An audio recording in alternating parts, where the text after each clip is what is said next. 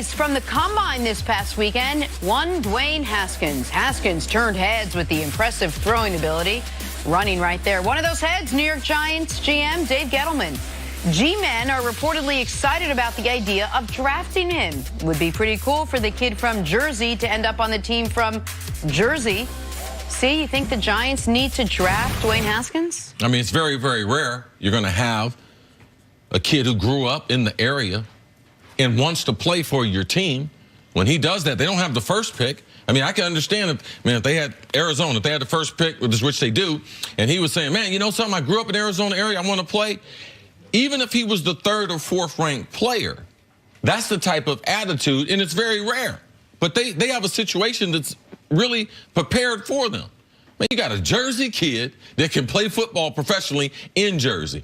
And I think that what they did last year when they passed up on the quarterback, and yes, they got potentially a once every generation player in Barkley, but I think his attitude and his personality, I believe, matches up with Haskins, that they feel like if we have Haskins our quarterback, Barkley is our tailback, also a New York kid, born and raised in New York area. So I think their personalities match up moving forward compared to some of the other personalities that they have in that locker room. So I think Gettleman fell in love because I know Haskins. He's an easygoing, good-looking, smiling kid, and he can throw the ball. And he can play in this division in this weather. Yes. That's the other part of it. Like, you're going to play in the NFC East, you're going to play in the Northeast. Like, means you got to be able to throw a ball that the wind's not going to affect it as much. Now, people don't give Eli a lot of credit. Eli actually has a better arm than Peyton Manning. Yes, I said that. Eli Manning has a better arm than Peyton Manning, but he's not a better passer of the football than Peyton Manning. So Haskins' arm and how he throws the ball and delivers the football does suit the Giants. To me, this would erase any bad feelings about last year, about not taking Darnold or Rosen or Allen or whomever they would have taken if they would have drafted a quarterback at number 2. Because I happen to think Haskins is better than all the quarterbacks in last year's draft except for Baker. Now, I understand some of the draft analysts are saying both Haskins and Kyler Murray would be the 5th quarterback if they were in last year's class. I disagree with that. I think Dwayne Haskins is excellent. I think Dwayne Haskins just proved as much as you can prove in 1 year of college football, short of doing what Cam Newton did, which was be an offense unto himself en route to an undefeated season. Here's my concern if I'm the Giants. If recent NFL draft history tells you anything, he ain't going to be there at 6. Right. In 2015, 2 quarterbacks taken, 1 and 2. 2016, 2 quarterbacks taken, 1 and 2. 2018, 2 quarterbacks taken, 1 and 3. If the quarterback is the first pick of the draft, as Kyler Murray is likely going to be, it would appear, that next quarterback is coming off the board before number 6. So, are the Giants willing to trade up with the New York Jets? Are the Giants willing to trade up to make sure they get the guy? I would be.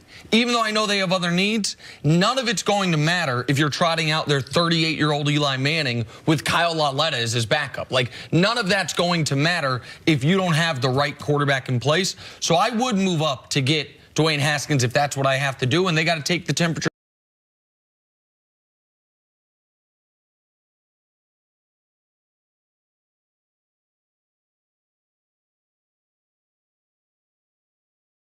for the draft and figure out how far up they would have to move to ensure they get him. Is that a likely scenario? We hear all this story about the Jets aren't going to deal with the Giants. They have crosstown rivals. But can they realistically do it? And if not, what are their other options? Well, the Jets, they got to try to get better. Yeah. And if they can utilize the draft pick, I don't think the Jets' room as far as their draft will be like, you know something, we're not going to make this deal because it's with the Giants. But when you look at it with Arizona being there, if they go for a quarterback, the Raiders sitting there at 4, they need a quarterback. That's why at 6, you have to be able to move off of their if you're in love with Haskins. And, man, these quarterbacks, man, forget about the ratings and everything. These teams on draft day, man, they're moving up to get those quarterbacks. Like, they might say they don't want him, oh, he's not drafted that high. But on draft day, everything changed, and that's what we've been seeing in the NFL, and guys are picked higher than what they're actually rated. Think about the last 7 quarterbacks drafted.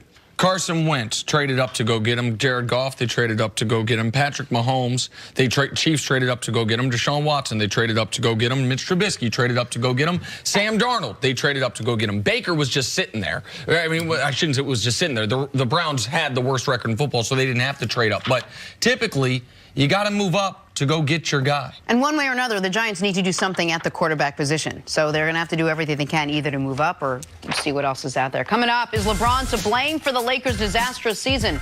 Next on First Things First.